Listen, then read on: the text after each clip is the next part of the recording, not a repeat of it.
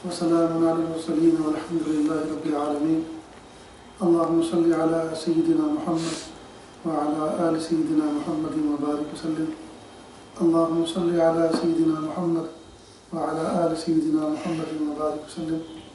اللہم صلی علی سیدنا محمد وعلی آل سیدنا محمد وبارک وسلم.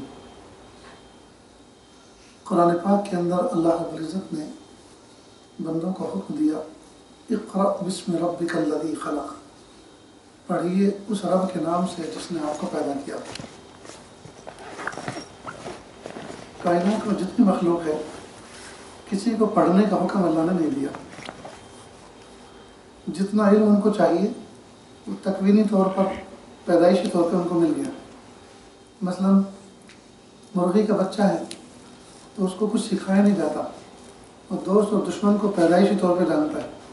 آپ نے کبھی دیکھا کہ مرغی نے اپنے بچوں کو بٹھا کر ایک مجلس منعقد کی ہو اور اس میں سمجھایا ہو کہ دیکھو بلی دشمن ہے، کتا دشمن ہے، اس سے ذرا حفاظت کرنا؟ جی کبھی سمجھایا؟ کبھی کوئی مجلس ایسی منعقد ہوئی مرغی کی؟ تو مرغی نے کبھی اپنے چوزوں کو یہ درس نہیں دیا کہ دشمن کون ہے اور دوست کون ہے اور کیا کھانا ہے اور کیا نہیں کھانا. وہ پیدا ہوتے کے ساتھ ہی وائٹ ہاؤس کو توڑ کے باہر آتا ہے. انڈے کا جو کور ہوتا ہے وائٹ ہاؤس، اس کو توڑ کے باہر آتا ہے اور آتے کے ساتھ ہی زمین پہ وہ ٹھونگے مارتا ہے، زمین کے اوپر سے دانہ چننے کی کوشش کرتا ہے. ماں نے اس کو یہ تعلیم نہیں دی، اور پیدائش کے پہلے دن یا دوسرے دن بلی آتی ہے تو فوراً ماں کے پروں کی طرف آتا ہے. ماں اس کو پناہ دے دیتی ہے. تو وہ دوست کو بھی پہچانتا ہے، دشمن کو بھی پہچانتا ہے.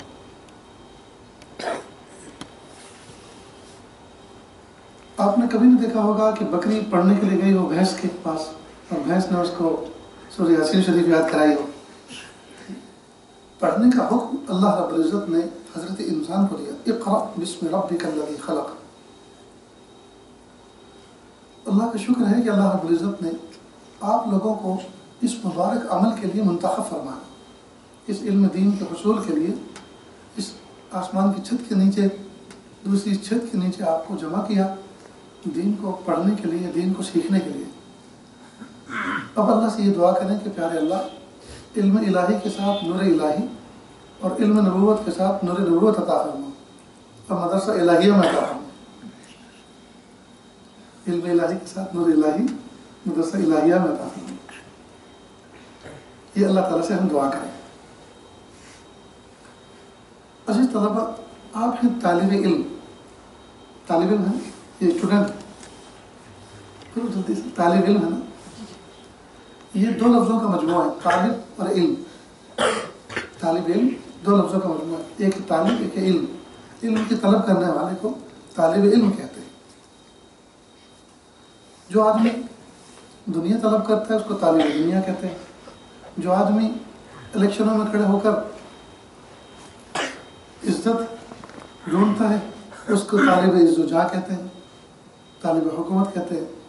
اللہ کا شکر ہے کہ اللہ پاک نے ہماری نسبت علم کے ساتھ وابستہ فرمائی، طالب علم ہم کو بنایا، اور ہم اقرأ بسم ربک الذی خلق اس حکم کے تحت طالب علم بن کر ہم اللہ تعالیٰ کے ایک حکم پورا کر رہے ہیں.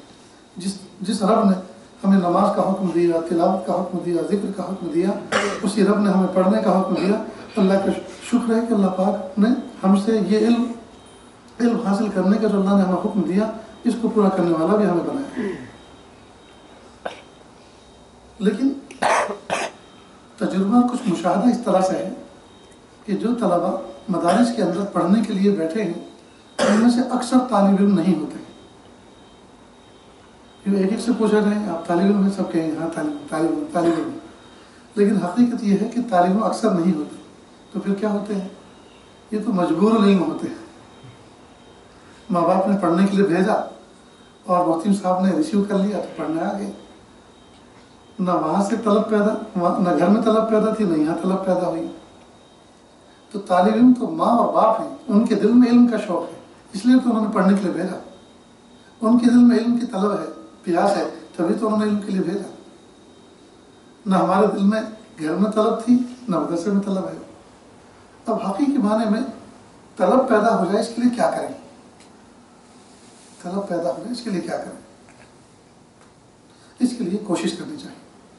اس کوشش میں دونوں کو کردار ادا کرنا پڑے گا. طالب علم کو بھی جو رسمی ابھی طالب علم ہے, حقیقی طالب علم نہیں ہوتا, اس کو بھی کوشش کرنی چاہیے, اور طالب علم کے جو مربی اساتذہ ہیں ان کو بھی کوشش کرنی چاہیے کہ پہلے دن سبق شروع نہ کر دیا جائے, بلکہ طلبہ جب آ گئے ہیں تو ان سے پہلے تو مناسبت, محبت پیدا کریں, انسیت پیدا کریں, اور انسیت پیدا کرنے کے بعد پھر ان کو سمجھائیں کہ بیٹا اللہ پاک نے آپ کا جو انتخاب علم کے حصول کے لیے کیا ہے اس میں کتنا نفع ہے, اس میں کتنی برکتیں ہیں, اس علم کو پڑھنے والوں کو کیا کچھ ملا اور کیا کچھ ملنے کا وعدہ ہے, دنیا میں کیا ملتا ہے اور آخرت میں کیا ملتا ہے, اور اس علم کو حاصل کرنے والے جو علماء مشائخ گزرے ہیں انہوں نے کیا عزتوں کے کام کیے, کیا اللہ پاک نے ان سے کام لیے, ان کی عبادت کا انداز کیا تھا, ان کے معاملات کیسے تھے, ان کی زندگیاں کیسی تھیں, ان کی سوانح اٹھا کے دیکھو پڑھو.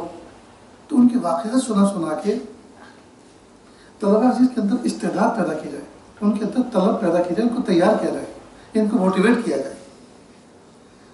جب طلبہ کے اندر اساتذہ مربی حضرات یہ طلب پیدا کریں گے تو اگرچہ طالب علم نہیں ہے لیکن انشاءاللہ اس کی برکت سے وہ طالب علم بن جائے گا.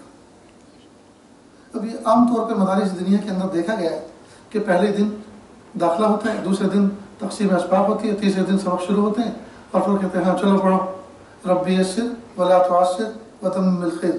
آپ لوگوں کو یہی دعا پڑھائی جاتی ہے شاید, وبک نستعین یا فتاح. ابھی کہتے دیکھو قالا اصل میں قوالا تھا, واو متحرک ما قلت تو واو الف سے بدلا قالا ہو گیا. سوچتے کیا مصیبت ہے, قالا قوالا تھا, کون سے سن میں تھا, کس زمانے میں تھا, کیوں تھا, کیا مصیبت تھی کسی کو قالا ہو گیا. اور پھر صرف صحیح کروانی شروع کی, پڑھو قالا قالا قالا قالا قالا قلنا قلت قلت قلت قلت قلت قلت قلنا. ہم نے ایک سائز میں سب سیکھ رہے ہیں, ہم نے تو طالب علم ہے نا, تو سوچتے ہیں کہ یہ کیا مصیبت ہے, قالا قالا, کوئی گورا گورا تو آ ہی نہیں رہا, سب کالے کالے آ رہے. تو ایک دم سے اندھادھند اس طرح سے شروع نہ کیا جائے, اندھادھند ایسے شروع نہ کیا جائے. طلبہ کو اس طرح سے لے کر بیٹھا جائے جیسے کہ کسی راہ چلتے ہوئے عام آدمی کو اگر قرآن و حدیث سمجھانا ہو تو کہاں سے بات شروع کریں گے, جہاں سے اس کو سمجھانے کی بات شروع کریں گے یہ بالکل خالی ذہن طلبہ ہے, وہاں سے ان کی جو ہے ابتدا کی جائے. اور عام طور پر مولوی صاحب بھی کہتے ہیں نا, مولانا کو زبان میں مولوی صاحب, عام طور پہ مولوی صاحب کی شبیہ اور ان کی جو پکچر ہے طلبہ کے دل میں وہ ایک بھیانک بنی ہوئی ہوتی ہے. اس لیے گھروں میں مائیں بھی بچوں کو مولانا صاحب کا نام لے کر ہی کراتی ہیں, چپ ہو جاؤ, خاموش رہو, مولوی صاحب کو بلاؤ گے تو کبھی استاد آئیں گے, ماریں گے, پیٹیں گے. تو بچے کے ذہن میں یہ بات بیٹھی ہوئی ہوتی ہے کہ والد صاحب یعنی ایک لمبا تڑنگا آدمی ہے, داڑھی مچھو والا ہے, ڈنڈا ہاتھ میں رکھتا ہے اور ہر وقت وہ ضربہ یزروی کرتا ہے, مار پیٹتا ہے. جیسے اللہ تعالیٰ کے بارے میں بہت سے لوگ بیان ایسے اس طرح سے کرتے ہیں, اس انداز سے کرتے ہیں, اللہ تعالیٰ کی شان بیان کرتے ہیں کہ اللہ میاں کوئی بہت بھاری بھرکم بڑی بھیانک شخصیت ہے اور بہت موٹا ڈنڈا لے کے کھڑے ہیں, ہر وقت پیٹتے ہی رہتے ہیں بندوں کو, نعوذ باللہ. اور تقوی کا مفہوم بھی کچھ اس طرح بیان, اللہ سے ڈرو, جیسے اللہ تعالیٰ کوئی پھاڑ کھانے والی چیز ہے, نعوذ باللہ. نہیں. تو استاد اور شاگرد کے درمیان میں پہلے ایک رشتہ انسیت اور محبت کا ہونا چاہیے. بچے بیٹھے ہو, ایک نظر محبت کے ساتھ استاد دیکھ لیں کہ حضور پاک قسم کے مہمان ہیں, یہ صرف طلبہ نہیں ہیں, یہ اللہ تعالیٰ کا انتخاب ہے, یہ منتخب من اللہ ہے. اس وادی کے اندر, اس شہر سری نگر کے اندر اور آس پاس کے دیہاتوں کے اندر آپ سے زیادہ حسین, آپ سے زیادہ مالدار, جی آپ سے زیادہ حسین و جمیل ذکی بچے موجود تھے, لیکن اللہ پاک نے ان تمام میں سے آپ کا انتخاب کیا اس چھت کے نیچے علم دین حاصل کرنے کے لیے, دنیاوی علوم کے ساتھ ساتھ.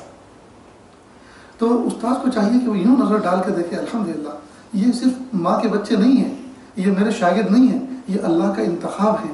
اگر میری سختی سے, میرے ناجائز ظلم سے, زیادتی سے اگر یہ بچے جو ہے ان کا دل اچھٹ گیا, اگر یہاں سے چھوڑ کے چلے گئے تو اللہ کا انتخاب جو ہے, اللہ کے انتخاب کو میں دھچکا لگاؤں گا, اللہ کے انتخاب پہ میں پانی پھیروں گا. میں نہیں چاہتا کہ اللہ کے انتخاب کو میں ختم کرنے والا بنوں.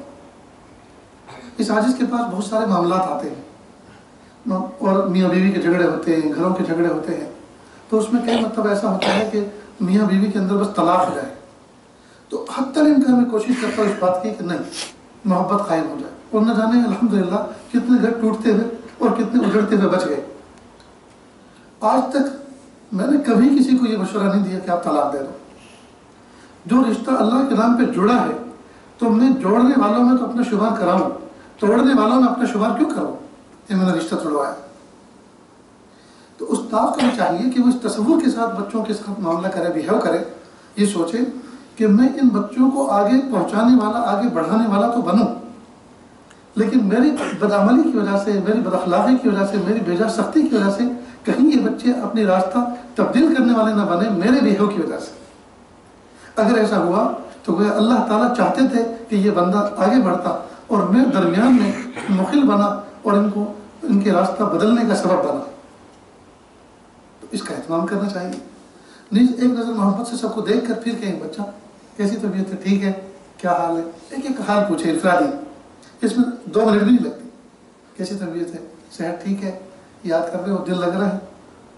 اب ان کے چہروں پر آنے جانے والے تاثرات کو پڑھے. جو استاد اپنے بچوں کے مزاج کو نہ سمجھتا ہو تو وہ استاد کی قابل نہیں کہ دل لگ رہا ہے کہ نہیں لگ رہا. اب اگر بچہ کو اس میں خاموش ہو گیا, اس کا مطلب یہ کہ اس کا دل اچاٹ ہے. اب اس کو ٹارگیٹ بنا کر اس کو سمجھائیں, اس کو بتائیں بیٹا نہیں, آپ جس راستے پہ چل رہے ہیں بڑا عظیم راستہ ہے. دوسری بات یہ کہ بچوں کا مزاج پوچھے. کئی مرتبہ بچوں کے پیٹ میں درد ہے, اب یہ معصوم بچے ہیں, اب یہ کیا کسی کو بتائیں گے میرے پیٹ میں درد ہے. یہ تو درد کی تعبیر بھی نہیں کر سکتے, صرف سہنا تو جانتے ہیں لیکن اس کو بولنا بتانا نہیں جانتے. بہت سی تکلیفیں ہوتی ہیں, معلوم کریں. اب کئی مرتبہ بخار جو ہے وہ دیکھا جاتا ہے پیشانی پہ ہاتھ لگا کے یا گلے پہ ہاتھ لگا کے, یہاں سے پتہ چلتا ہے فیور ہے کہ نہیں. اور آپ پکڑ رہے ہیں پنجہ, ہاتھ کا پنجہ, اب یہاں سے دیکھ رہے ہیں. کئی مرتبہ بخار کا ظہور یہاں نہیں ہوتا, ڈاکٹر صاحب یہاں موجود ہیں. بخار کا ظہور کئی مرتبہ انگلی پکڑ کے نہیں ہوتا, وہ پیشانی پہ ہاتھ لگانے سے یا گردن پہ ہاتھ لگانے سے محسوس ہوتا ہے.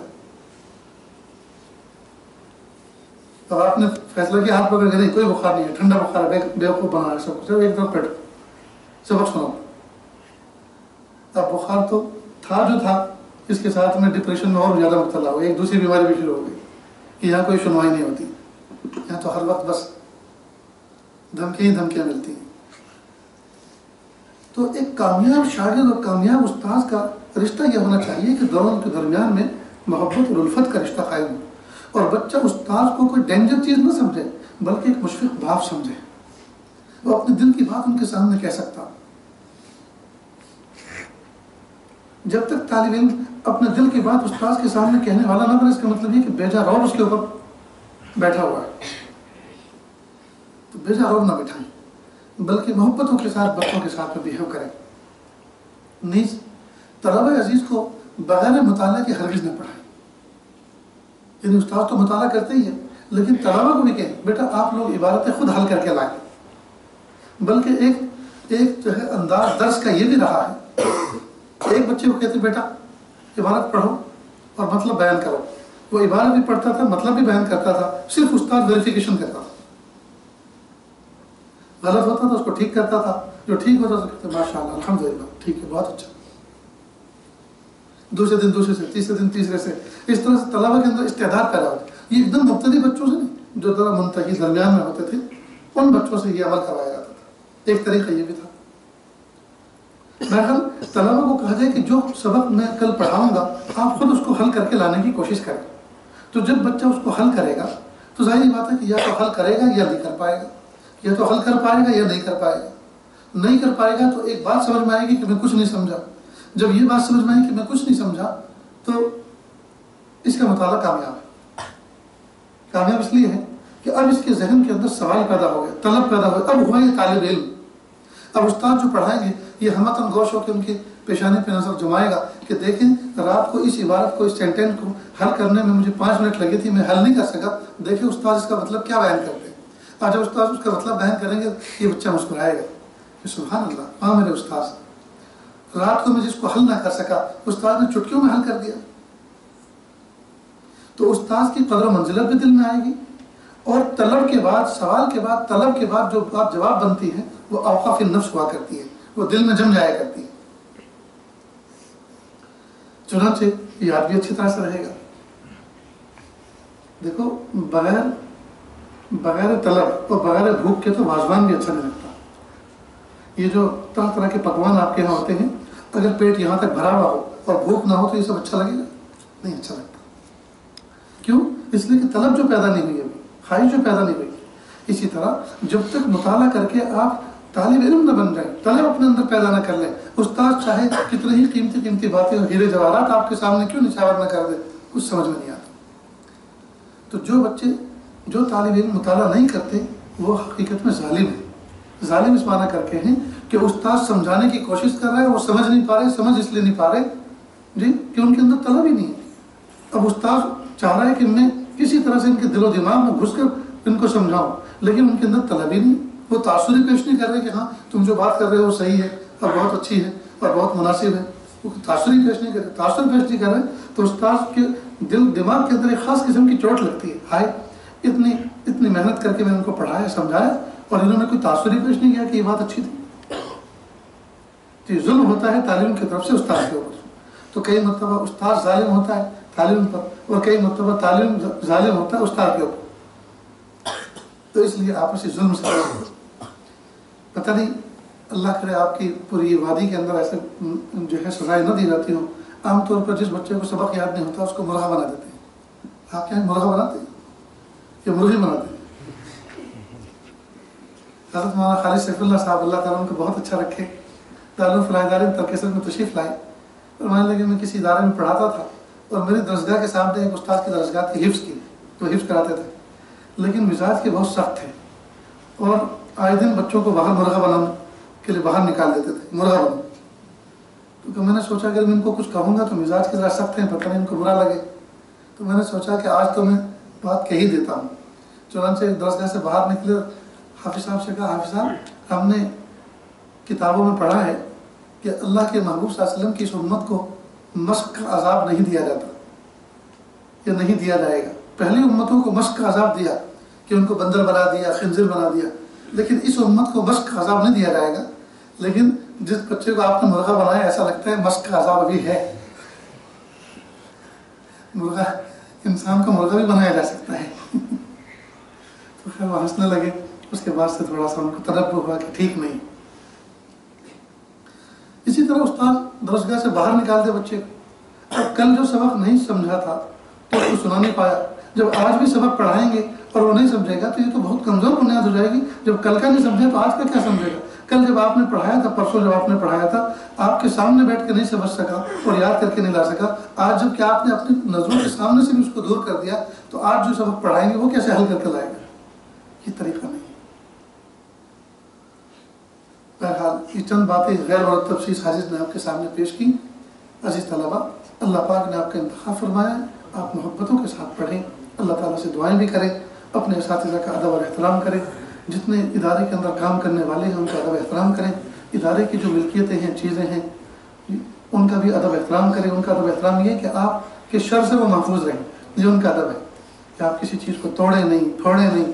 جی اس کو جس طرح سے آپ اپنے گھر کی چیزوں کا خیال رکھتے ہیں اس طرح سے کا خیال رکھیں. اللہ کی امانت ہے، یہ اللہ کی ملکیت ہے، اللہ کی امانت ہے. یہ مسجد ہے، یہ درسگاہ ہے، یہ کسی کی ذاتی ملکیت نہیں ہوتی ہے، اللہ کی امانت ہوتی ہے. ہم اللہ کی امانت میں خیانت کرنے والے نہ بنیں. جتنے ادب اور احترام کے ساتھ رہیں گے اللہ تعالیٰ کی رحمتوں کا نور آپ کی طرف متوجہ ہوگا. اللہ تعالیٰ کے سننے سے زیادہ عمل کی توفیق عطا فرمائے. وآخر دعوانا ان الحمد للہ رب العالمین.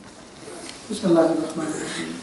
اللهم صل على سيدنا محمد وعلى آل سيدنا محمد وبارك وسلم. لا أحصي ثناء عليك أنت كما أثنيت على نفسك. رب اغفر وارحم وأنت خير الراحمين. لا إله إلا الله الحليم الكريم. سبحان رب العرش العظيم والحمد لله رب العالمين.